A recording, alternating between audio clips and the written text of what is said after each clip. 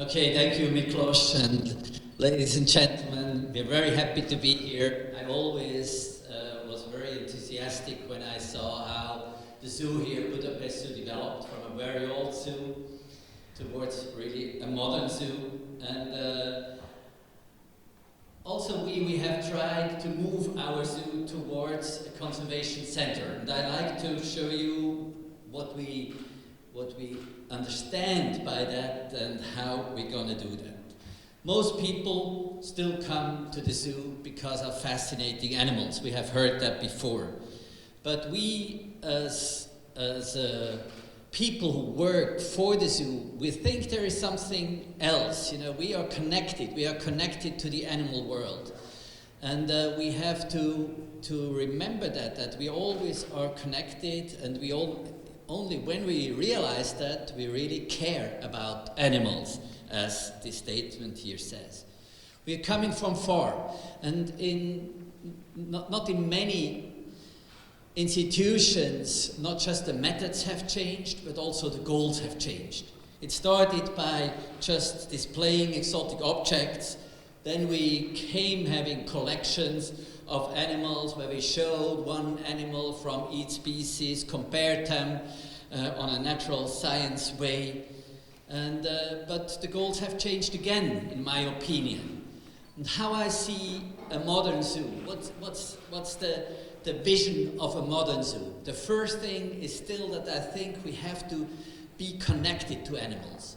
And the life animal is very important in that you can connect to an animal, you can even touch, you can smell.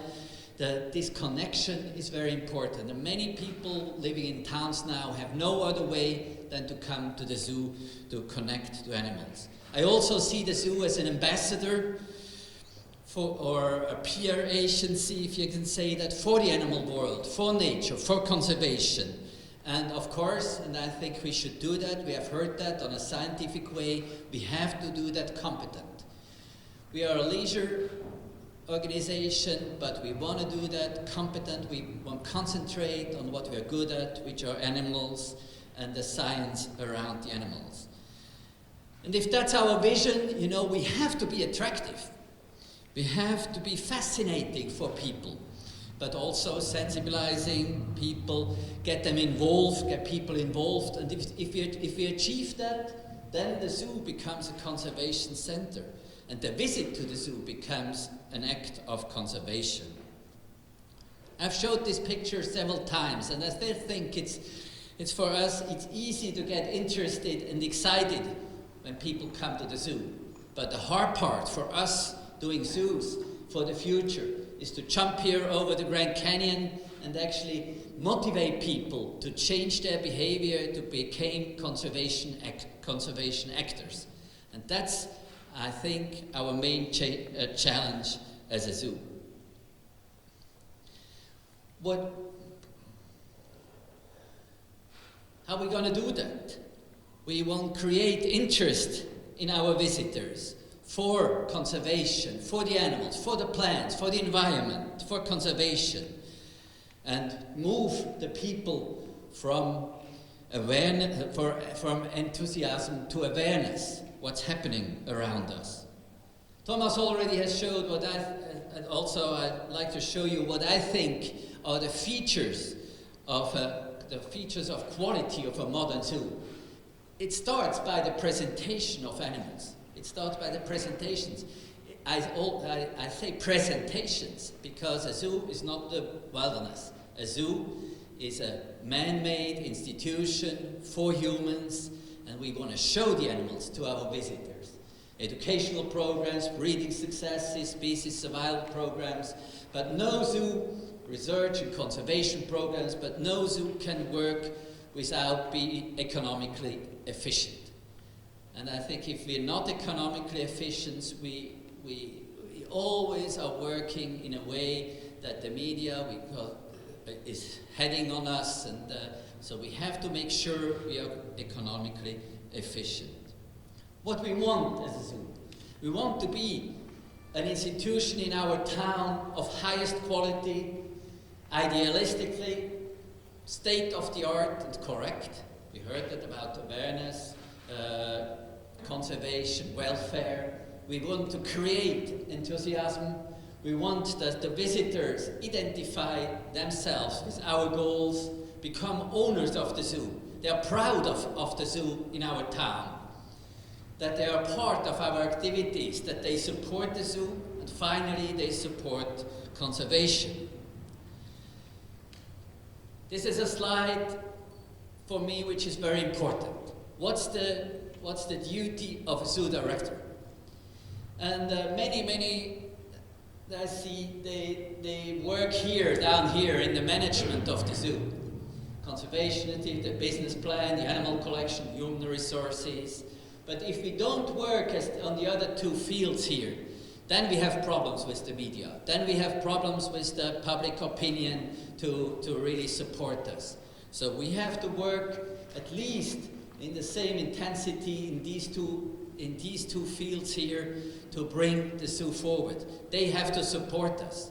We shouldn't work with the media in a defensive way. We should always bring them behind us, bring them with us, talk with them on difficult issues too, and then if you have them behind you, then the public opinion will be behind you too.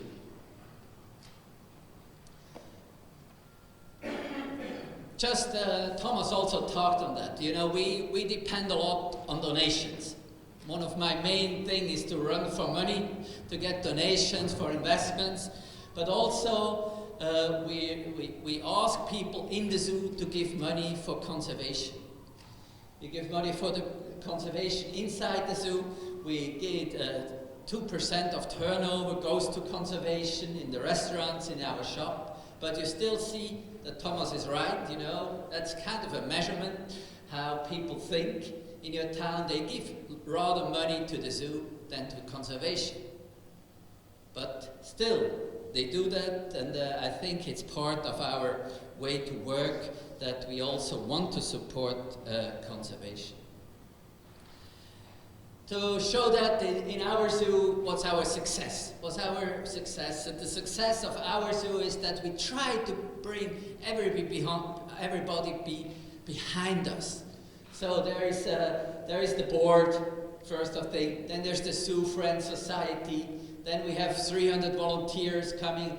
It's a mouse propaganda coming out of this. We have the sponsors, we have a foundation who supports us, and of course we have our staff. And everybody needs to bring out the message, and that's so to go forward.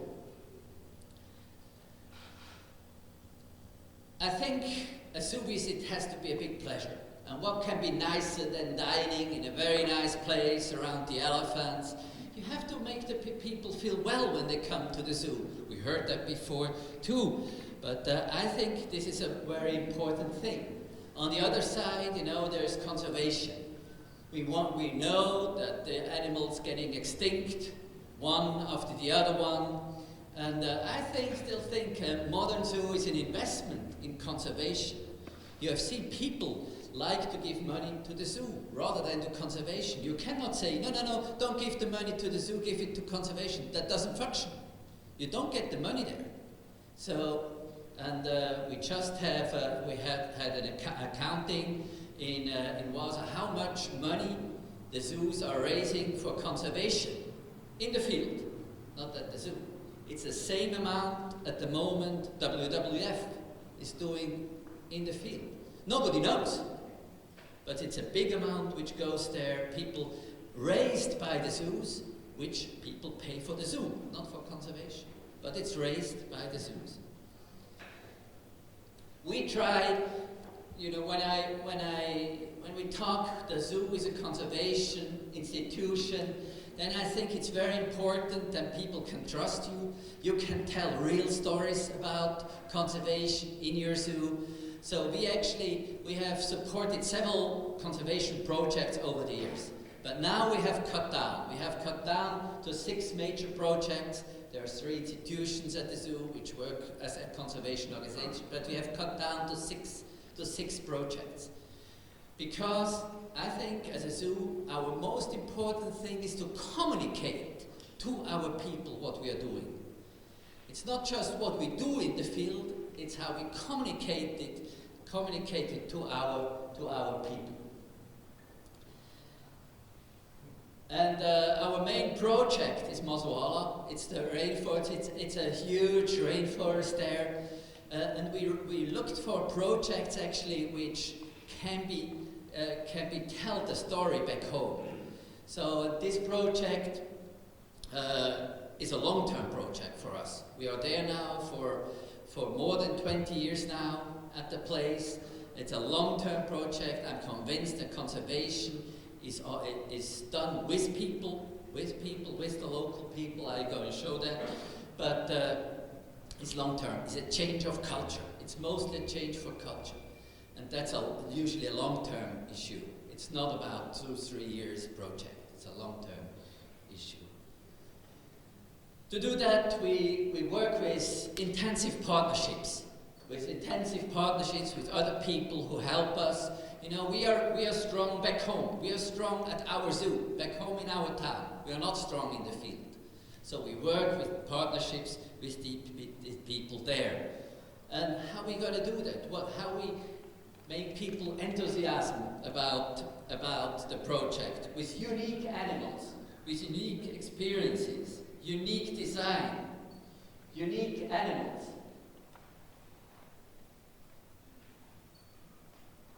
And unique experiences.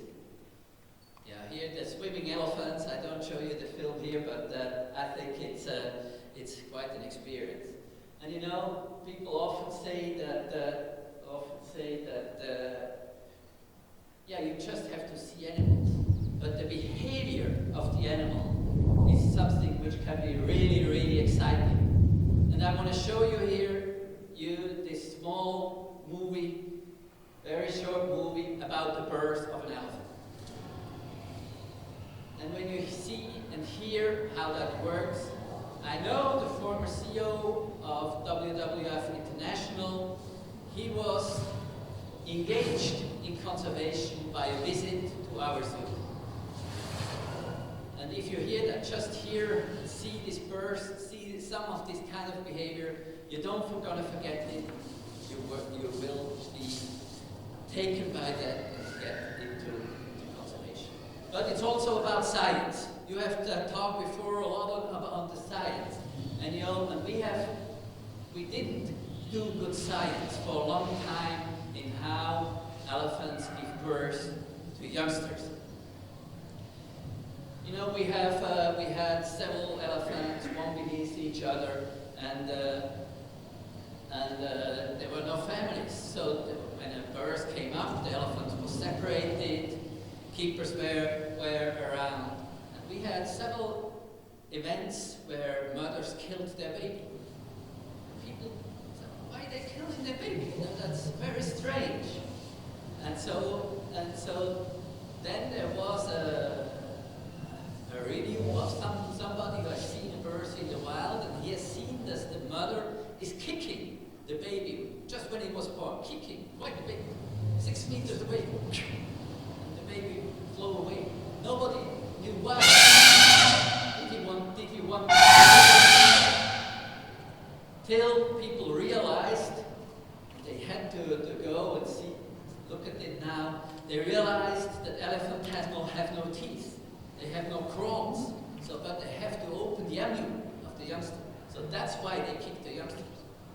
So, and everybody thought they want to kill the how that works. So they can do it. Now they work in protected contact. They are in protected contact.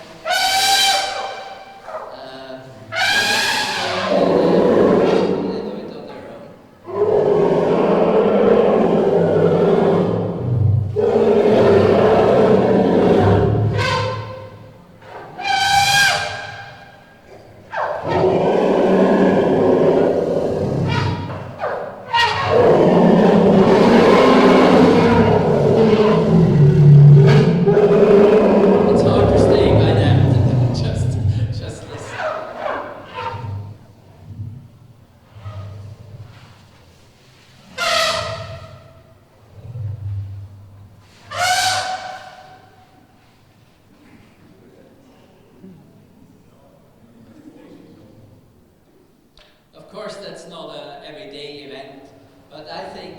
these are the things we have to provide for our public. You know, that gets your heart and gets you to work for conservation.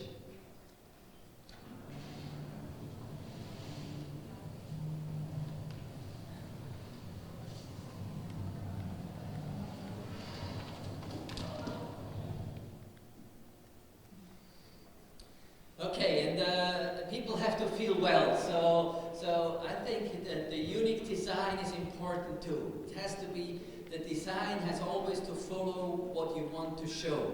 You know, this building here was built like when you're in there, so that it looks like the sun is coming through the windows, it looks like you're in the forest, there's some spots of light coming down. And of course, the welfare part is important. We know that our elephants, they're indoors half the time of the year. If you count, they're half the time they're indoors. So for us, it was important not just to do an outdoor landscape, but also an indoor landscape where you keep them as a group, as a family. And of course, then you need to get all the information about what you do. The information on the experience they had, so they can work the experience together. And also, what I think is important, if we say we want to become a conservation organization, then it's very important that what you do is trustfully. Your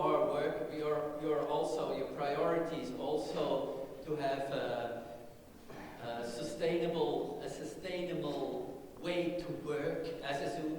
Our zoo is CO2 neutral, so we work CO2 neutral. The last part we have from people bringing it to us, we compensate in Madagascar, in Mazoala. And when I always say that what we do in the wild, we just do the same thing as we do at the zoo. I think the zoo of the future is where people come together, where they get enthusiastic, they learn by their stomach, but they also learn by what they see. And in the wild, it's just the same. You have for me, education is the most important thing. If people don't know what happened to them, then it's difficult to care for their environment. So what we do there is we train them for sustainable farming. Here, the intensive rice production, which generates 4 times more rice than what they do in the traditional way.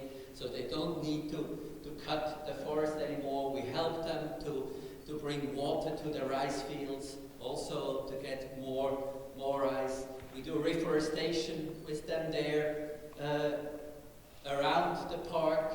We help them to have hygienic water, the water pump here, and we help them. We do research to see how things develop there, and of course, we tell the story back home. And I will end my talk with a quote many of you know, but for me, this quote is the center of all we do. I think it's so very well said by Babadium, this African scientist. I think here is the center of what we do. He said, in the end, we only will conserve what we love. We only love what we understand, and we will understand only what we are taught. And here, I think, is the future purpose of our zoos. Thank you.